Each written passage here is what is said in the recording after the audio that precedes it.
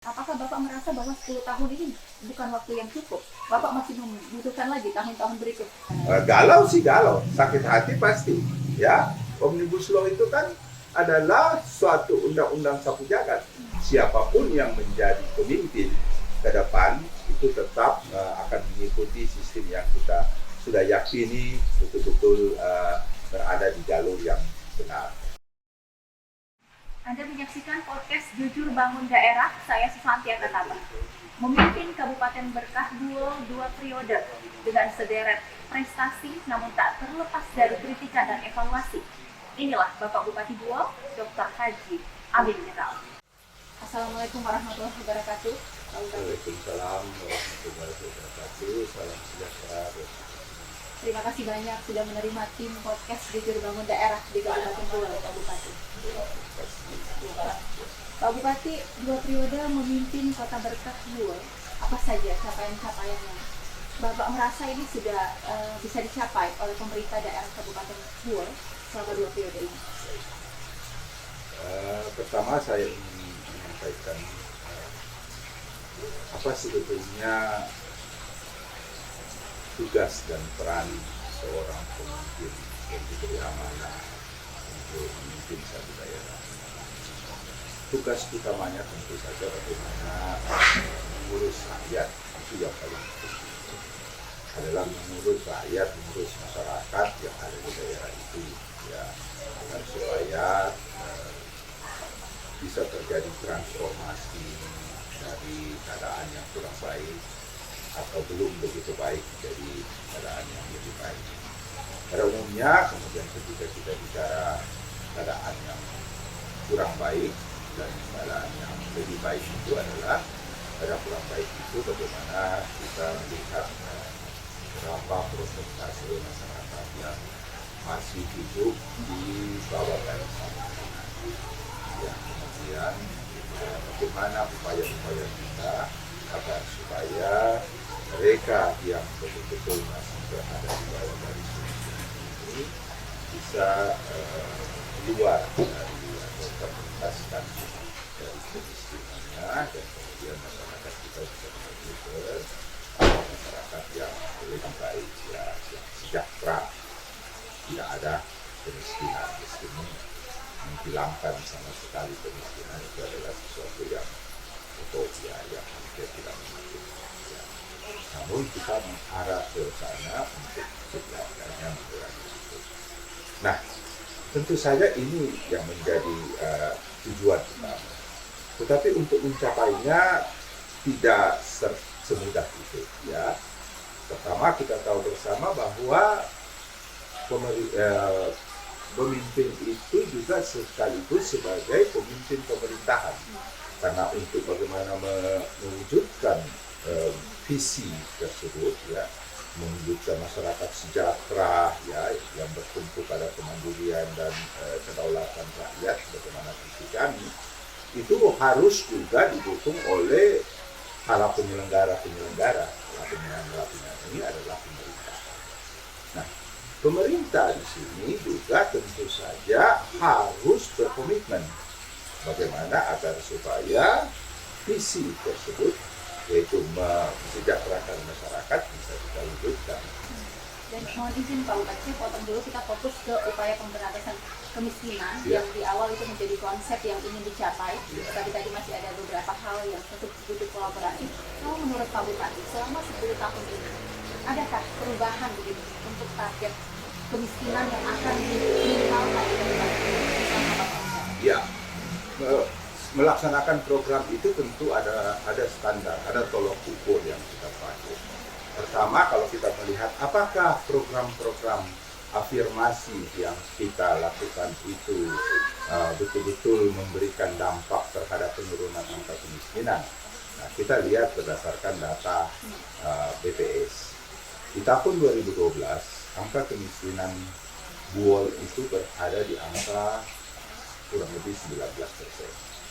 Kemudian di tahun ini angka itu sudah tinggal 13,sekian%.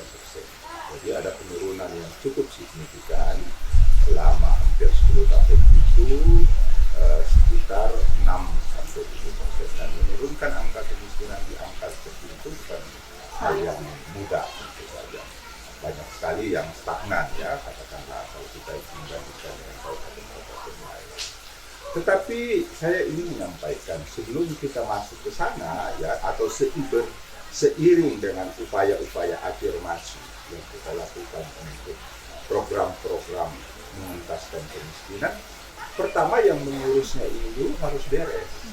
Nah, oleh karena itu strategi program kita di awal-awal itu pertama adalah menata pemerintahan.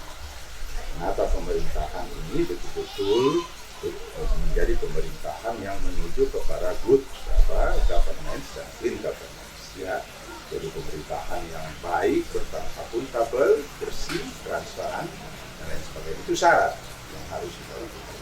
Kedua, tata kelola keuangan. Tata kelola keuangan kita betul-betul akuntabel ya, betul-betul meminimalisir terjadinya penyimpangan.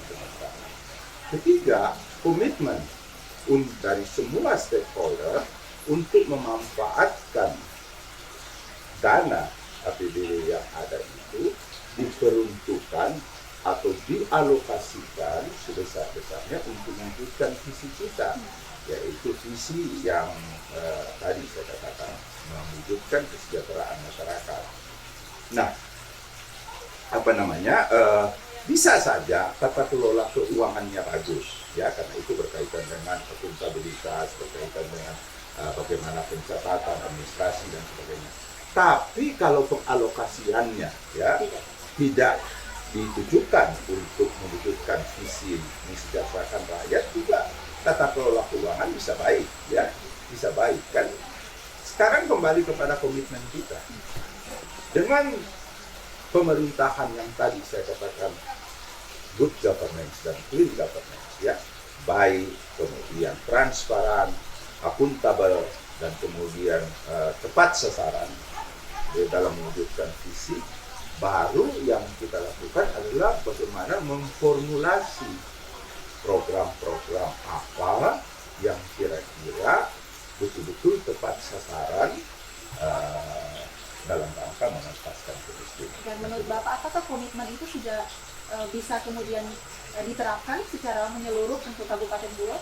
Oh iya, jadi saya sebagai bupati adalah pengendali dari semua pemanfaatan APBD kita. Nah, oleh karena itu dalam menyusun APBD kita, saya akan melihat dinas-dinas mana yang kira-kira bersentuhan langsung dengan program-program pengentasan kemiskinan. Berapa alokasi anggaran yang kita berikan di sana, ya? Berapa, dan kemudian kita perkuat dengan sistem yang baik, ya, dengan tata kelola keuangan yang baik berbasis sistem, peluang untuk bagaimana kita melakukan penyimpangan itu semakin kecil. Pak Bupati, Bapak ini kan bupati yang suka menyampaikan informasi berdasarkan data. Ya. Dan pemerintahan yang baik itu dibuktikan dengan rilis KPK. Ya. Buol selalu mendapatkan predikat yang bagus, dan baru-baru ini survei inovasi daerah juga berada di urutan kedua. Ya. Kalau saya tidak salah setelah Morowali. Ya. Gitu. Setelah Banggai. Setelah Banggai ya. Nah, visi-misi yang ada di Kabupaten Buol selama 10 tahun ini secara menyeluruh ini ada terlihat peningkatan seperti Bapak sampaikan di awal. Tetapi, apakah menurut Bapak dari sejumlah visi-misi dalam 10 tahun itu masih ada hal yang sebenarnya belum bisa diwujudkan begitu, Pak Bupati? Ya. Saya sebelum saya menjawab itu, saya ingin mengatakan dulu apa yang menjadi pijakan kita untuk bagaimana kita mewujudkan visi itu. Tadi saya katakan bahwa pertama adalah menata pemerintahan. Kita tahu bersama pemerintahan kita sebelumnya itu ya tata kelola keuangannya masih belum begitu baik. Itu ditandai dengan 5 tahun berturut-turut itu kita mendapatkan predikat disclaimer. Disclaimer itu artinya Badan Pemeriksa Keuangan tidak bisa memberikan pendapat apa-apa. Ya, saya ingin sedikit menyinggung apa yang menjadi standarisasi yang dilakukan oleh Badan Pemeriksa Keuangan untuk menilai laporan keuangan pemerintah daerah. Pertama adalah sistem pelaporannya sudah sesuai dengan akuntansi pemerintah, sistem akuntansi pemerintah. Kedua, taat azas, ya, tata kelolanya itu taat azas. Ketiga, kemudian sistem pengawasan internal itu berjalan dengan baik. Dan yang keempat, kemudian catatan atas hasil laporan keuangan itu tersajikan dengan cara yang benar. Nah, di 5 tahun pertama sebelum saya itu BPK tidak memberikan pendapat apa-apa karena tadi tidak taat azas, tata kelola keuangannya yang tidak sesuai dengan peraturan perundang-undangan dan sebagainya. Nah, ini yang kita perbaiki sampai kemudian kita sekarang ini sebagaimana diketahui sudah 6 kali BPP itu adalah penilaian tertinggi dari Badan Pemeriksa Keuangan. Dengan pemerintahan yang baik, baru kita kemudian menyusun program apa yang menjadi pijakan. Infrastruktur, 5 tahun pertama itu alokasi anggaran kita lebih banyak membangun infrastruktur ke desa. Jadi kita lebih banyak membangun desa, ya, membangun desa-desa, membangun jalan-jalan kantong produktif. Sampai 10 tahun ini hampir 400 km jalan sekarang, ya, jalan kabupaten yang kita bangun untuk membuka keisolasian, memudahkan transportasi sehingga kemudian barang-barang dari desa itu bisa masuk ke pasar, ya. Dengan barang-barang dari desa, hasil-hasil pertanian bisa dijual ke pasar, maka desa-desa ini bertumbuh dengan baik, ya, bisa bertumbuh, bisa ada aktivitas ekonominya karena mereka nanam apapun mereka bisa bawa ke pasar dan kemudian bisa jadi uang. Kalau transportasinya jelek, ya jauh, biaya transportasi mahal, ya, akibatnya apa? Mereka kemudian menjadi malas. Desa menjadi lumpuh, ya. Desa yang sebagian besar masyarakat kita ada di sana itu menjadi lumpuh dan kemudian perekonomian dengan sendirinya akan terganggu dan angka kemiskinan tidak bisa bergeser. Nah, itu tadi infrastruktur. Yang ketiga, baru kita kemudian menyusun program-program afirmasi seperti program P3K, program One Man One Go, program Gertak Bos.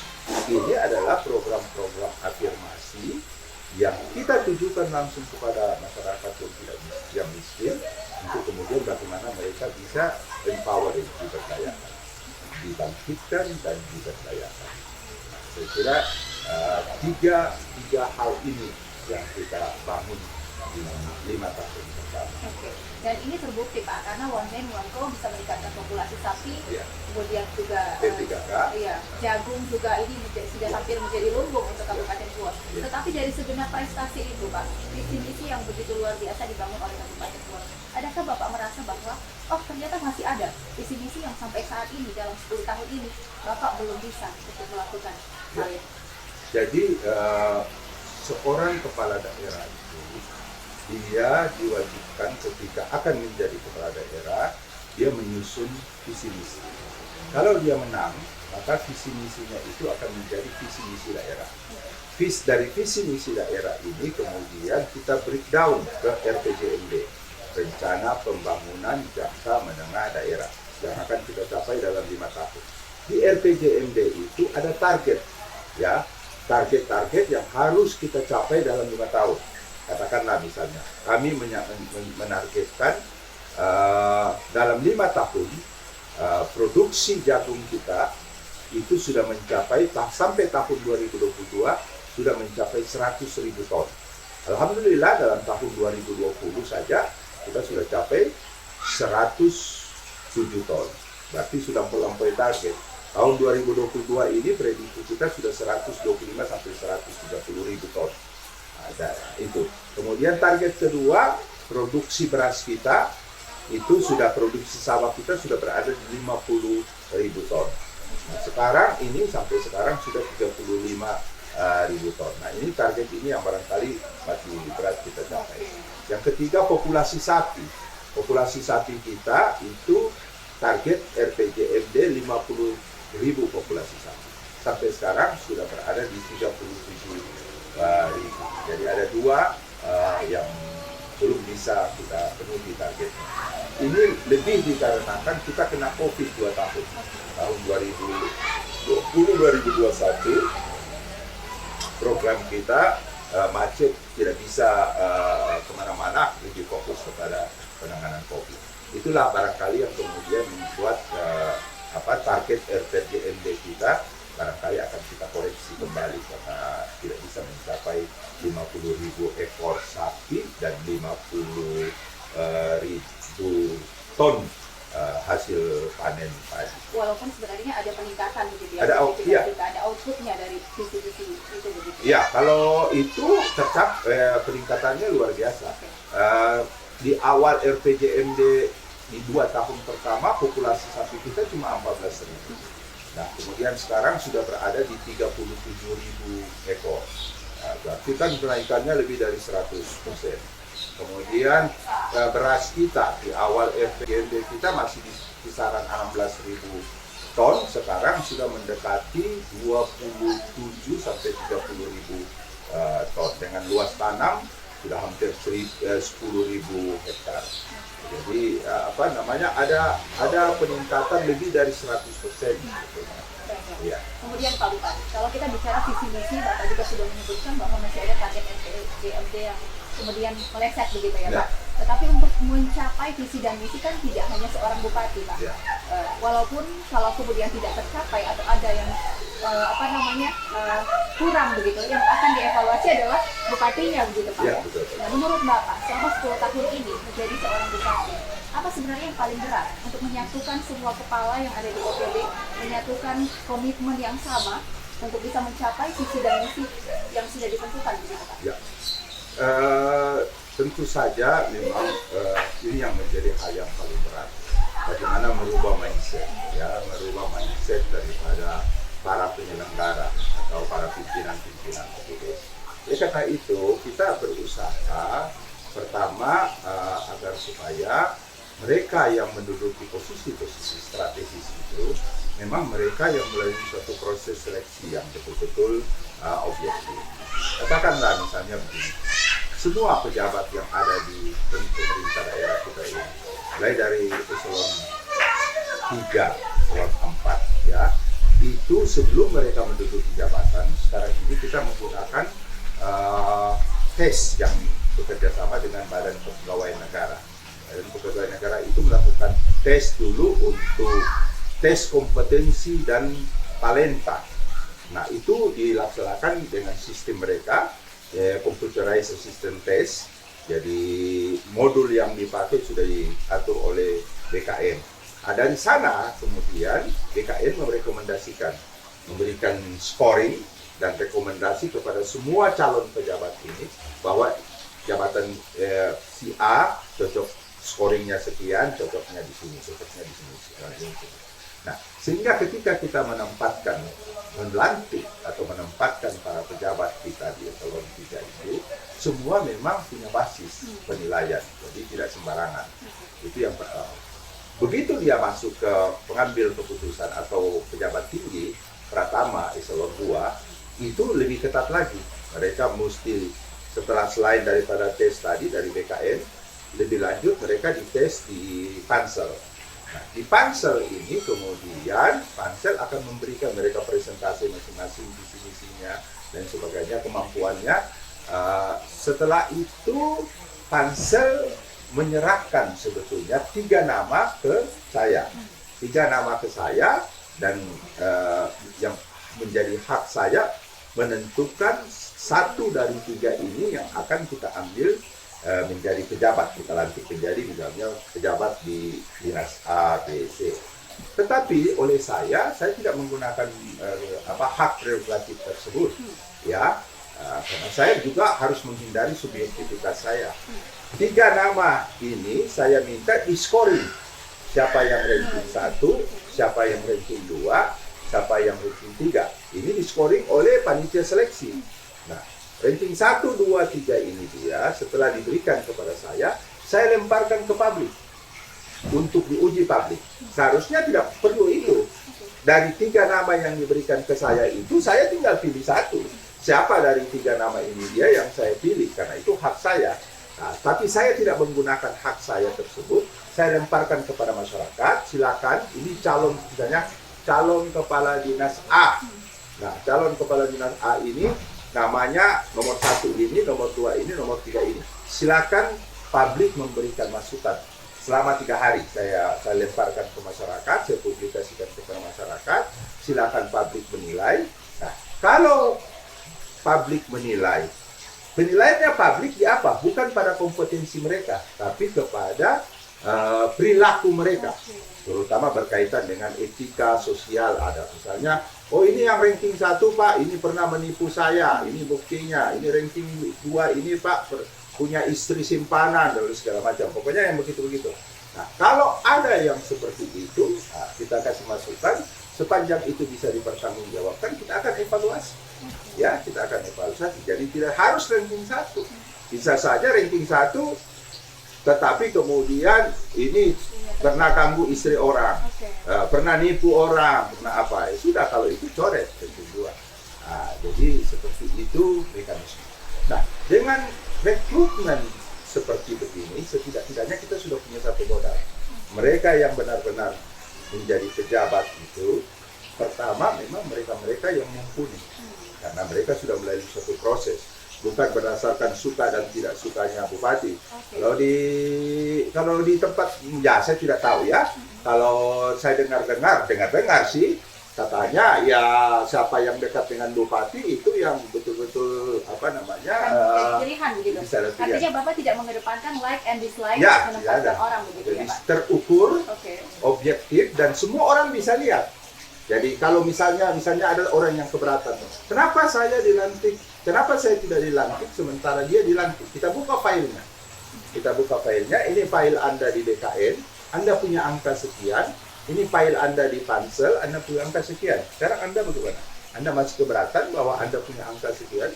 Nah, kadang-kadang juga yang menyebabkan kinerja itu menjadi tidak bagus karena ada handicap psikologi. Yaitu orang merasa, saya kok bekerja bagus tapi saya tidak dilantik. Nah, di BUOL ini handicap psikologi semacam itu kita hilangkan. Nah, setidak-tidaknya ini sudah membuat kita punya satu modal bahwa mereka pejabat. Nah, setelah mereka punya modal yang satu ini, kedua, saya harus melibatkan hati dan pikiran mereka. Jadi bukan hanya hati mereka, bukan hanya pikiran mereka, tapi hati mereka. Sehingga bisa bekerja dengan dan rasa. Bekerja dengan rasa. Saya suruh mereka bergaul. Pernah kita melakukan studi banding, bukan ke Bali, tapi studi banding itu menginap di rumah-rumah masyarakat yang tidak mampu. Nah, jadi semua menginap di rumah. Saya mengambil masyarakat yang tidak mampu. Saya gulung di kertas, cabut lot, ya masing-masing cabut. Setelah dia cabut, saya dapat misalnya sipulan di desa ini. Nah, kamu pergi nginap di sana. Nginap. Nah, itu artinya apa? Kita ingin menciptakan pejabat-pejabat yang punya bukan cuma simpati tapi empati. Karena mereka betul-betul merasakan bagaimana kehidupan orang miskin. Jadi interaksi antara pejabat dengan masyarakat ini harus saya bangun terus. Misalnya program One Man One Vote, itu ada interaksi antara para pejabat dengan orang miskin. Ya, di mana pejabat-pejabat membeli induk sapi, diberikan kepada orang miskin, kemudian dikerjakan, anaknya diambil. Tapi sebetulnya itu adalah gerakan moral, gerakan sosial, solidaritas sosial, di mana saya ingin menciptakan para pejabat ini bukan cuma tinggal di kantor, tapi mereka juga harus betul-betul berinteraksi dengan masyarakat. Dan menurut Bapak strategi ini cukup terbukti begitu, bisa menyatukan visi misi komitmen untuk sama-sama membangun Kabupaten BUOL ini Pak, dari pejabat-pejabat yang ada di daerah. Ya, seperti yang kita lihat hasilnya kan? Seperti yang kita lihat hasilnya. Misalnya pada program P3K. Ketika kita menggulirkan pertama kali program P3K ini, itu produksi jagung kita cuma 1.000 ton. 1.000 ton per tahun. Dalam 4 tahun kita naik 76.000 ton. Dalam 5 tahun sudah 100.000 ton. Nah, bayangkan dari 1.000 ton menjadi 100.000 ton. dari bukan daerah penghasil jagung menjadi daerah penghasil jagung pertama. Kita pernah menjadi daerah penghasil pertama jagung di Sulawesi Tengah ini dia. Hanya dalam waktu relatif 5 tahun, 6 tahun. Nah itu yang saya katakan tadi. Kenapa? Karena rasa dan otak kita betul-betul kita curahkan untuk apa? Untuk bagaimana memikirkan masyarakat. Misalnya saja produksi ikan kita. 10 tahun lalu kita masih membeli ikan dari luar, dari Gorontalo, dari Toli-Toli dan sebagainya. Sekarang kita yang sudah mengirim ikan ke Gorontalo, meskipun memang masih ada barter, ada beberapa jenis ikan yang masih dikasih masuk. Tapi setidak-tidaknya kita sudah banyak mengirim. Kenapa? Karena armada tangkap kita sudah semakin banyak kita berikan kepada para nelayan. Ya. Baiklah, Pak Bupati, tadi kita sudah bicara soal capaian-capaian dan strategi untuk mencapai visi misi yang dari penjelasan Bapak ini 10 tahun ini hampir semua terlihat ada peningkatan begitu Pak. Ini berdasarkan data juga yang ada. Tetapi Pak, seperti di awal pembuka saya, sederet prestasi namun tak terlepas dari kritikan dan evaluasi. Di Buol ini paling sering begitu Pak ya, ramai di media sosial, kritikan, ada banyak macam beragam, bahkan aksi demonstrasi yang baru saja dilakukan. Dari sederet kritikan dan evaluasi Pak, apa menurut Bapak yang paling ingin Bapak klarifikasi dari semua kritikan-kritikan yang diberikan? Sebetulnya begini, kritikan itu adalah sesuatu yang kita nilai dari aspek positifnya, ya, karena sebaik apapun kita merencanakan, sebaik apapun yang kita inginkan, bisa saja kita masih ada kekurangan. Disitulah peran masyarakat untuk memberikan masukan, kritikan dan lain sebagainya. Dan itu kita harus tanggapi secara positif, ya, kritikan-kritikan tersebut. Apalagi kita tahu bersama era sekarang ini, ya, memang semua harus terbuka, ya, semua harus memberikan ruang kepada masyarakat untuk memberikan masukan. Itulah sebetulnya yang disebut dengan masyarakat madani, ya. Jadi masyarakat yang turut serta berpartisipasi dalam membangun daerahnya. Jadi semua orang berhak memberikan kritik. Bahwa kemudian ada yang tidak sependapat, tidak sejalan, itu saya kira tidak ada persoalan, ya. Ada yang mengatakan bahwa walaupun kita menggunakan 3 indikator, ya, 3 penilaian dari lembaga, katakanlah dari Badan Pemeriksa Keuangan, Tata Kelola Keuangan, dari KPK kita ranking 1, ya, di soal bagaimana kita menciptakan sistem yang eliminasi terjadinya korupsi dan lain sebagainya. Kemudian dari Kementerian Dalam Negeri, misalnya kita punya SIPD, ya, yang sekarang ini masuk dalam ranking atas di seluruh Indonesia, yang kemudian semua kabupaten di Sulawesi Tengah ini datang belajar ke kita tentang bagaimana metode pencegahan korupsi, bagaimana menyusun perencanaan dan lain sebagainya. Hampir semua, Kota, Palu, Donggala, kemudian Sigi, Luwuk, nanti Poso, Morowali Utara, nanti akan ke sini untuk bagaimana mempelajari berbagai macam sistem yang kita bangun dan sistem inovasi apa yang kita lakukan, program-program inovasi apa. Bahwa kemudian ada sekelompok masyarakat mengatakan, oh itu tidak, ya itu semua salah dan itu semua tidak benar dan lain sebagainya, itu sah-sah saja buat saya.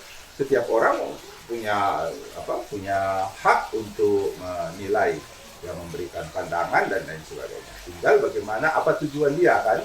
Kalau tujuan dia ingin membangun daerah kita, mestinya dia memberikan ruang, dia membuka ruang pada dialog. Katakanlah kalau saya salah mengurus daerah ini, mestinya datang ke saya kan?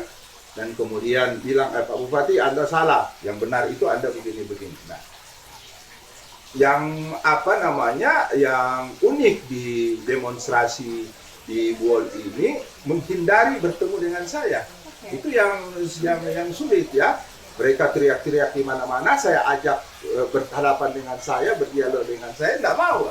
Nah itu saya bilang, saya ini juga bekas demonstran.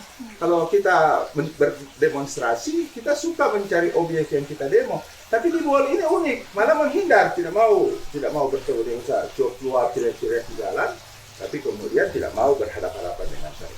Tapi bagi saya no problem, tidak ada masalah ya. Tadi Pak Bupati di podcast ini Pak, Ya. kan ada banyak nih Pak hal-hal yang beredar Ya. mungkin Bapak juga pasti sudah baca Ya. soal korupsi pasar dan lain-lain sebagainya.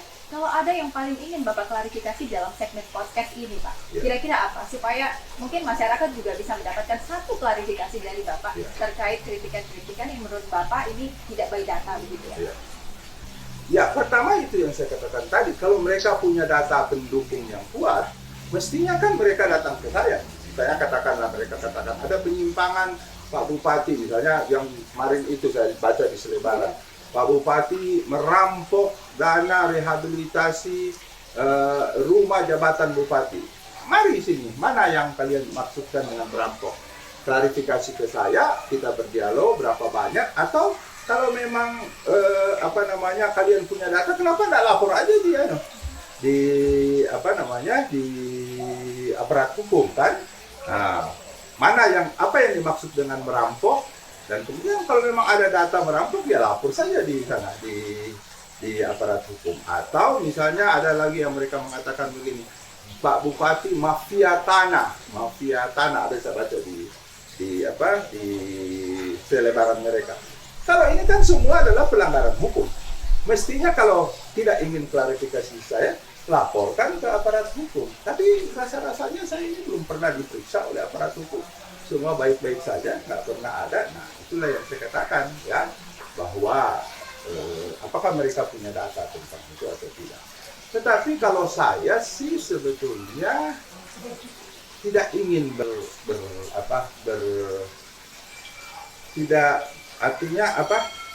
saya tidak ingin menanggapi hal-hal semacam itu ya.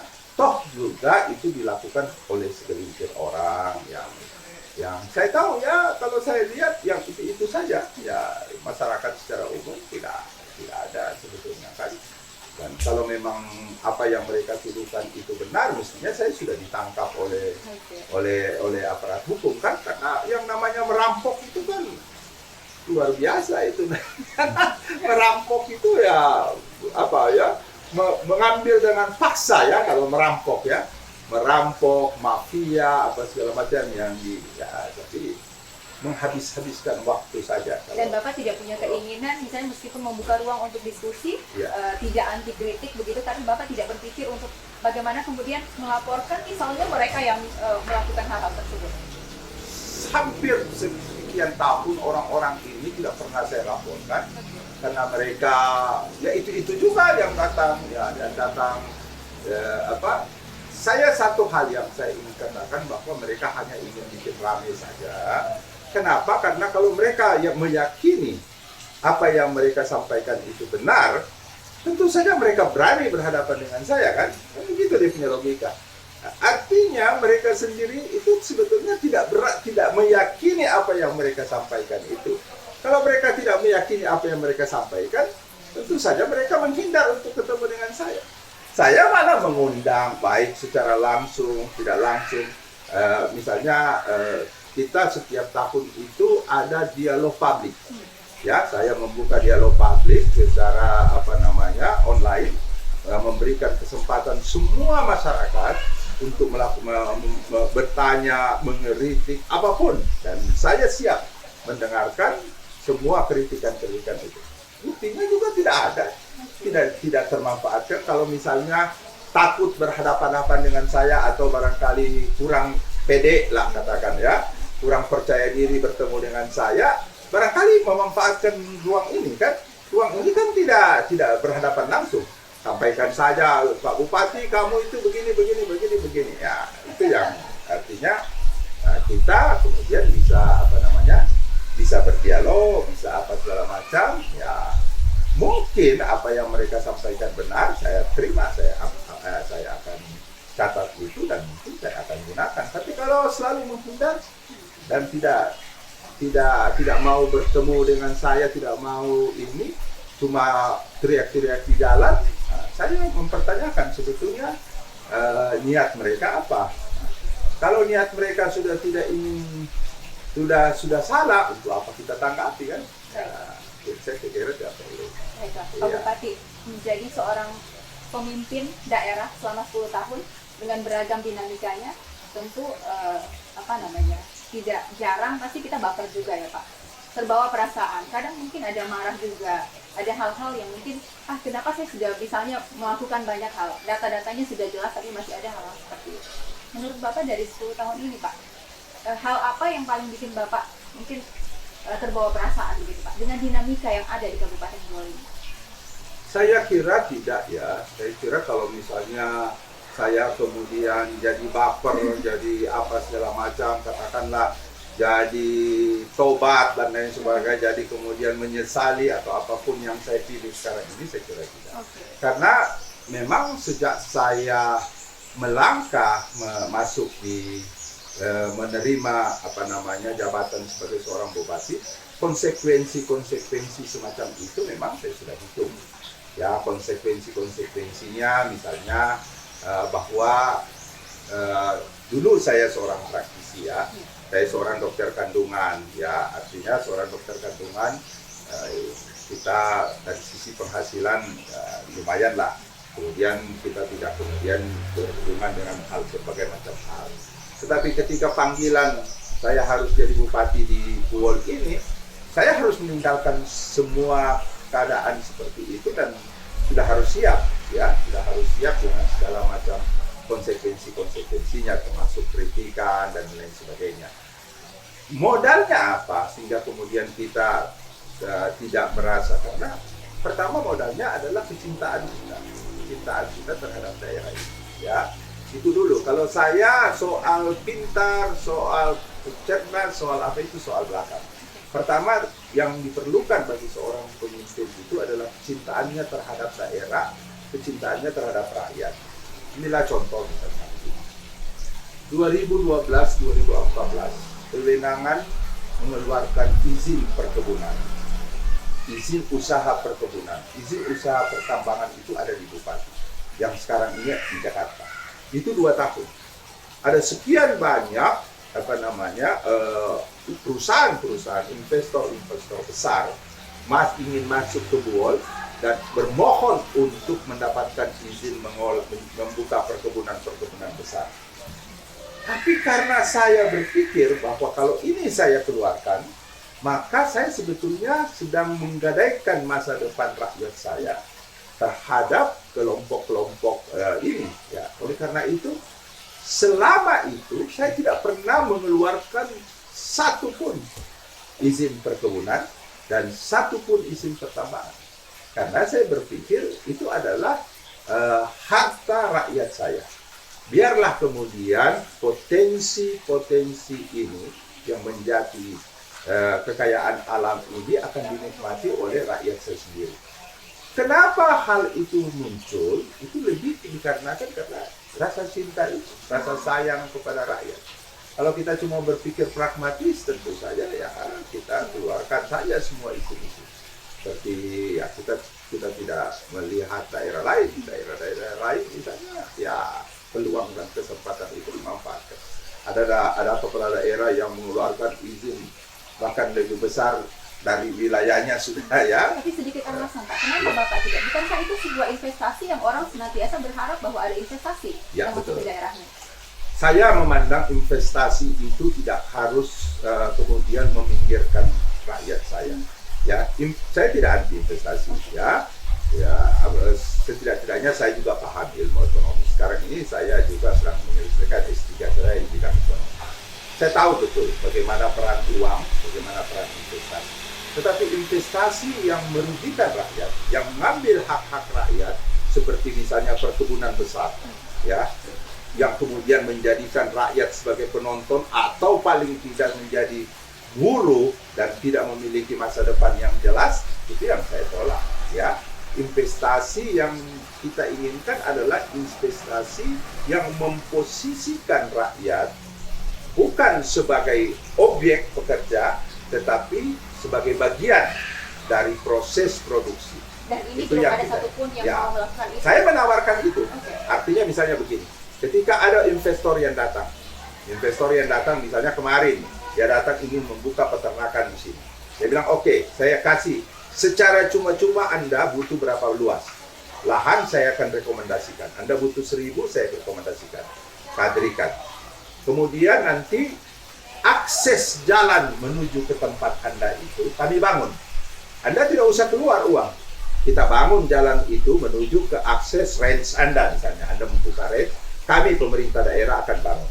Tetapi catatannya, apa yang pemerintah daerah keluarkan, apakah itu lahan, kemudian jalan, itu adalah modal yang harus Anda itu sebagai saham yang Anda berikan kepada rakyat yang bekerja di tempat Anda.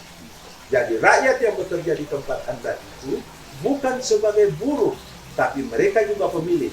Kenapa mereka pemilik? Karena pemerintah sudah membikinkan jalan yang kemudian ini dihitung sebagai saham mereka. Ya, jadi selain mereka dibayar upahnya, mereka juga sebagai pemilik. Nanti dihitung berapa prosentase yang mereka miliki dan berapa prosentase perusahaan. Itulah investasi yang saya sebutkan dengan interdependency partnership. Ya, jadi model investasi yang saya inginkan adalah investasi yang interdependency partnership, kemitraan yang saling bergantung. Jadi pemodal itu pemilik modal bukan tuan dan rakyat bukan buruh, tetapi mereka adalah sama-sama di sana karena negara hadir di situ untuk bagaimana membuat hubungan kemitraan ini. Ya, tidak bisa kemudian pemodal itu adalah tuan tanah, tuan, dan rakyat dijadikan buruh. Dan saya tidak mau. Inilah investasi yang saya sebut dengan interdependency partnership atau biasa kita kenal dengan investasi kongsi. Kongsi itu begitu sebetulnya. Yang namanya kongsi itu begitu. Dan ini tidak membuat nanti investornya merasa menang sendiri dan semena-mena untuk semena-mena. Begitu ya. Ya, dan rakyat kita punya masa depan. Ya, misalnya begini. Sebentar lagi nanti setelah kita sudah menjadi program pemerintah, di tahun 2024 akan dibangun infrastruktur untuk tambak udang di 4 wilayah dengan luas 2.000 hektar. Itu nilai investasinya oleh negara 186 miliar. Itu detail engineeringnya sedang disusun. Ya, kemarin SID-nya sudah. Tahun ini dibuat detail engineeringnya dan tahun 2024 itu action. Jadi pemerintah membangun infrastruktur jalan, kemudian saluran air untuk bagaimana membangun 2.000 hektar tambak udang di wilayah itu. Nah, saya sudah bilang sama rakyat saya bahwa jangan dijual Anda punya tambak, Anda punya tanah, karena tanahnya akan menjadi mahal. Saya sudah ngomong dengan beberapa investor, Anda tidak usah bebaskan lahan masyarakat. Polanya bisa saya tawarkan begini. Kira-kira kalau Anda investasi, sekarang ini kan sudah ada jalan, sudah ada saluran. Anda kalau investasi di pembuatan tambak itu break even point-nya, kembali modalnya di berapa tahun. Kemudian Anda punya keuntungan kira-kira berapa tahun. Dia bilang kalau sudah seperti itu kira-kira 10 tahun. Sudah kembali modal dan sudah ada keuntungan. Oke, kalau begitu begini. Anda pakai lahan masyarakat berapa ratus hektar, kemudian Anda tidak usah bayar, investornya tidak perlu bayar, bangun di situ tambak Anda, selama 10 tahun Anda kuasai, Anda berikan saja 1% dari setiap hasil kepada masyarakat pemilik, tetapi setelah 10 tahun itu bukan milik Anda lagi, itu sudah jadi milik masyarakat pemilik tanah. Jadi semua yang ada di dalam itu sudah menjadi milik masyarakat. Masyarakat, apa keuntungan masyarakat? Betul mereka tidak dapat ganti rugi tanah, tetapi mereka jadi pekerja di situ. Tapi pekerja yang punya masa depan. Karena setelah 10 tahun, tambak yang dibuat ini akan menjadi milik mereka. Dan itu beberapa investor sudah setuju. Dan biasanya mekanisme ganti rugi lahan kan juga hanya kesenangan sementara, iya. Masyarakat di belakang tidak dapat apa-apa. Setelah itu mereka jual dan lain sebagainya, mereka poya-poya ambil manfaatkan uangnya untuk kepentingan konsumtif dan itu mereka miskin lagi.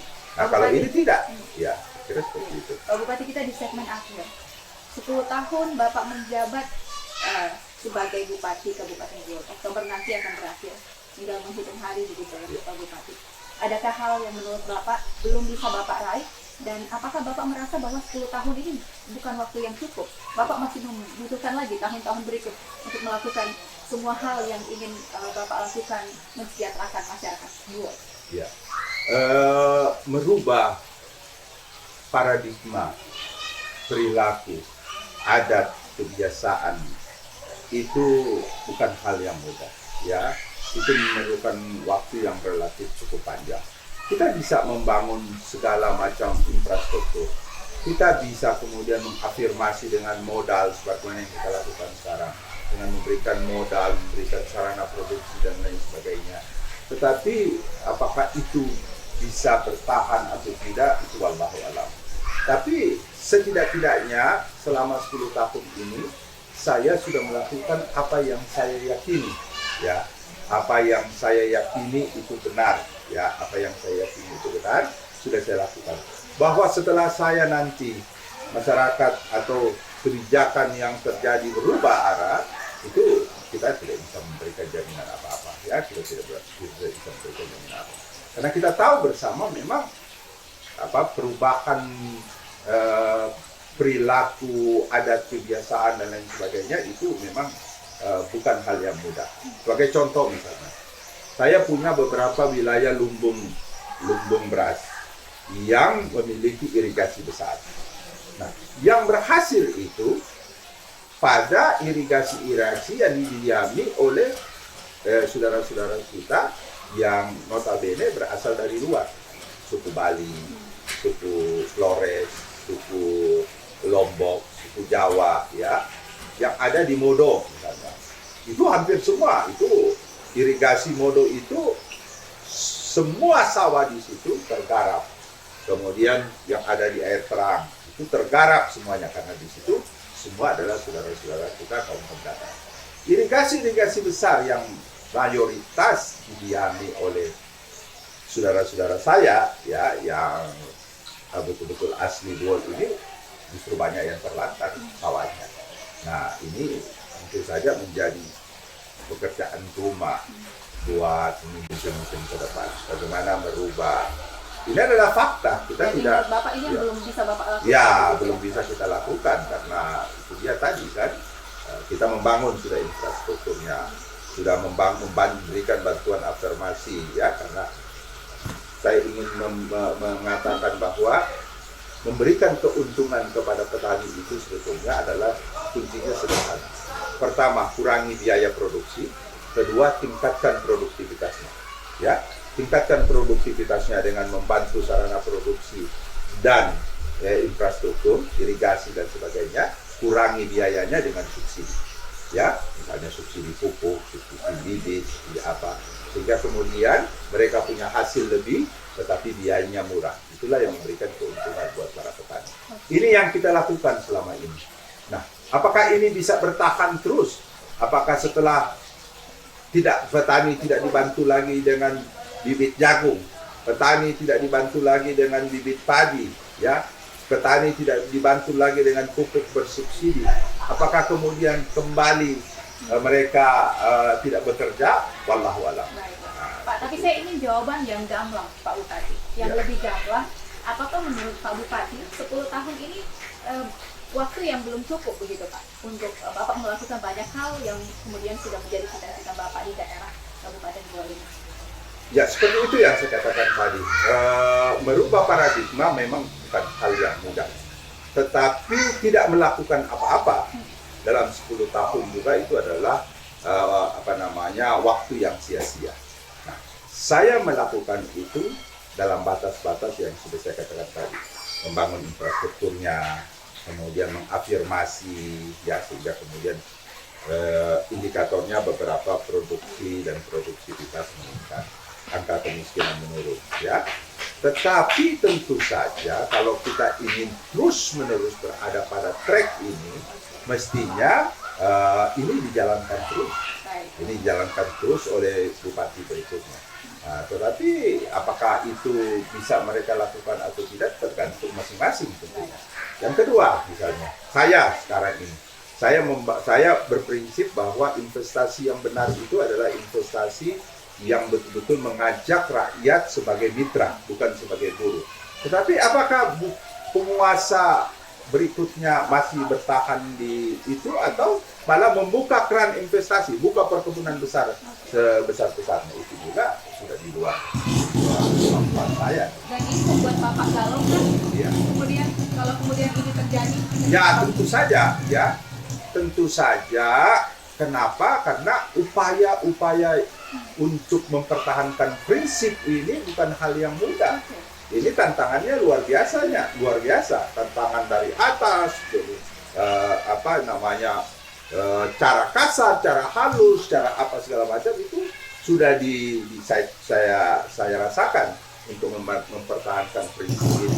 Bahwa kemudian apa yang saya pertahankan prinsip ini ke depan dirubah begitu saja oleh pejabat yang berikutnya, ya kita mau apa? Galau sih galau, sakit hati pasti. Ya, misalnya hutan yang kita pertahankan selama ini agar supaya tidak jatuh ke tangan-tangan para pemodal dan kemudian rakyat dijadikan buruh, tapi para pejabat berikutnya datang dan kemudian mengobrak-abrik menyerahkan semua kepada investor, ya pasti kita galau lah. Tapi pada posisi itu kita sudah berada di luar sistem, sudah tidak bisa bikin apa-apa. Tapi Bapak tidak punya strategi, misalnya akan ada sistem baru yang mungkin walaupun Bapak tidak lagi menjabat sebagai pimpinan, tapi masih memberikan kontribusi atas komitmen yang Bapak bangun selama ini. Sebetulnya kita bisa lindungi itu dengan peraturan daerah, peraturan bupati, ya. Katakanlah misalnya perlindungan terhadap hak-hak rakyat. Saya sekarang ini kan di program saya ini kan saya ada program yang namanya Tanah untuk Rakyat. Jadi tanah-tanah yang tadinya dimohonkan investor kita bagikan kepada rakyat. Dan itu diperkuat dengan peraturan bupati dan regulasi. Tetapi dengan undang-undang cipta kerja sekarang ini, segala peraturan-peraturan yang berlawanan dengan sistem investasi itu akan gugur dengan sendirinya. Ya, omnibus law itu akan menggugurkan dengan sendirinya. Ya, undang-undang omnibus law itu kan adalah suatu undang-undang sapu jagat. Undang-undang yang bila mana ada undang-undang di bawahnya bertentangan, maka itu batal dengan sendirinya. Misalnya saja ada perda tentang tidak boleh memberikan izin bagi perkebunan besar, itu batal dengan undang-undang cipta kerja. Kalau masuk.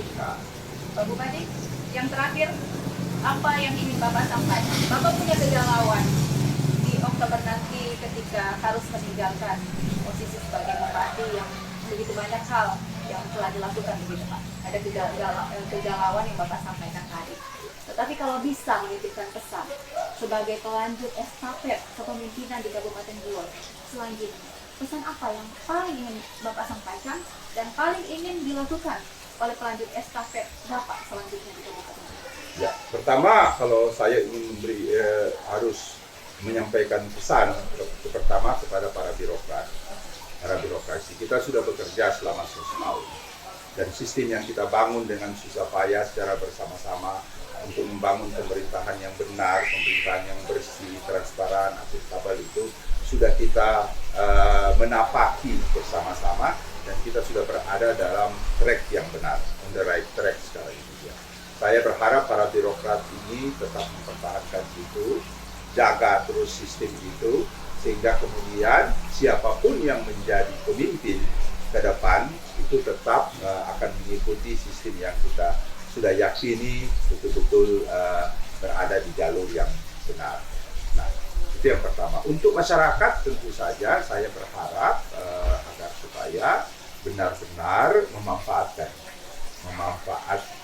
kesempatan, memanfaatkan ruang yang benar-benar sekarang ini ada, ya, terutama bagi masyarakat petani, nelayan dan lain sebagainya. Karena peluang dan kesempatan ini tidak terus-menerus ada di kita. Katakanlah misalnya begini, di suatu daerah, di suatu desa, di suatu kecamatan kita punya irigasi yang cukup besar. Manfaatkanlah irigasi itu, karena kalau Anda tidak manfaatkan, suatu ketika Anda akan terpinggirkan.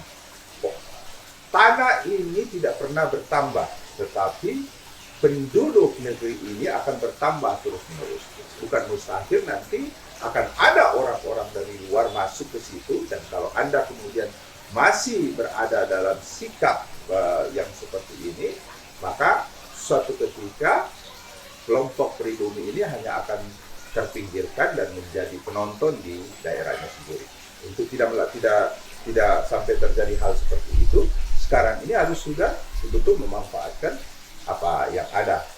Kebiasaan menjual tanah dan lain sebagainya itu sudah harus dihentikan dan lain sebagainya. Nah, itu harapan saya buat masyarakat.